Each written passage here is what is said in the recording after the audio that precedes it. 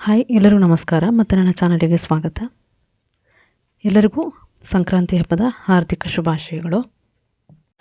ಮಕರ ಸಂಕ್ರಾಂತಿ ಭಾರತದಲ್ಲಿ ಸಂತೋಷ ಮತ್ತು ಸಂಭ್ರಮದಿಂದ ಆಚರಿಸುವ ಪ್ರಮುಖ ಒಂದು ಸುಗ್ಗಿಯ ಹಬ್ಬ. ಸೂರ್ಯನು ಮಕರ ರಾಶಿಗೆ ಪ್ರವೇಶಿಸುವ ಈ ದಿನವನ್ನು ಉತ್ತರಾಯಣ ಅಂತ ಹೇಳ್ತಾರೆ.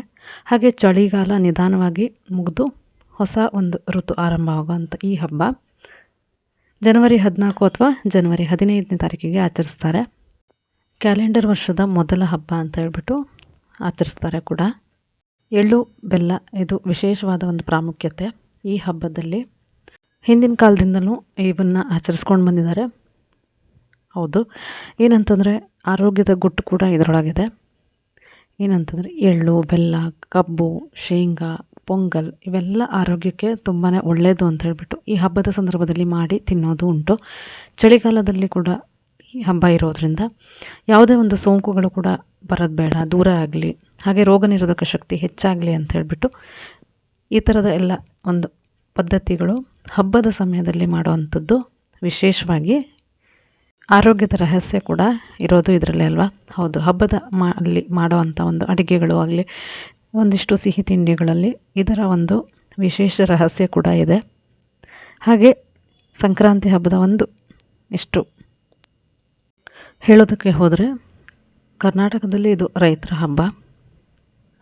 ಹಾಗೆ ಇದು ಒಂದು ಉತ್ತರಾಯಣದ ಪುಣ್ಯಕಾಲ ಅಲ್ವಾ. ಎಳ್ಳು ಬೆಲ್ಲ, ಕೆಲವೊಬ್ಬರು ಗಾಳಿಪಟನ ಹಾರಿಸ್ತಾರೆ, ದನಗಳ ಪೂಜೆ ಮಾಡ್ತಾರೆ, ಹಾಗೆ ಒಂದಿಷ್ಟು ದಾನಗಳನ್ನು ಕೂಡ ಮಾಡ್ತಾರೆ. ಸಂಕ್ರಾಂತಿ ಹಬ್ಬ ಬಂದುಬಿಟ್ಟು ಸೂರ್ಯನ ಚಲನೆಗೆ ಆಧರಿಸಿರುವಂಥ ಒಂದು ಹಬ್ಬ. ಹಾಗೆ ಎಳ್ಳು ಬೆಲ್ಲ ಹಂಚುವಂಥ ಪದ್ಧತಿ ತುಂಬ ಒಂದು ಸಂಪ್ರದಾಯ ಮೊದಲಿಂದನೂ ಇದೆ. ಕೆಲವೊಂದು ಕಡೆ ಗಾಳಿಪಟನ ಹಾರಿಸ್ತಾರೆ, ಹಾಗೆ ಒಂದಿಷ್ಟು ಪೂಜೆ. ಇದನ್ನು ಹಬ್ಬ ಅನ್ನೋದಕ್ಕಿಂತ ಸೂರ್ಯನ ಆರಾಧನೆ, ಒಂದು ಸಂಸ್ಕೃತಿ ಹಾಗೆ ಆಚರಿಸ್ತಾರೆ. ಒಂದು ಸಂತೋಷದ ಒಂದು ಸಂದರ್ಭ ಅಷ್ಟೆ.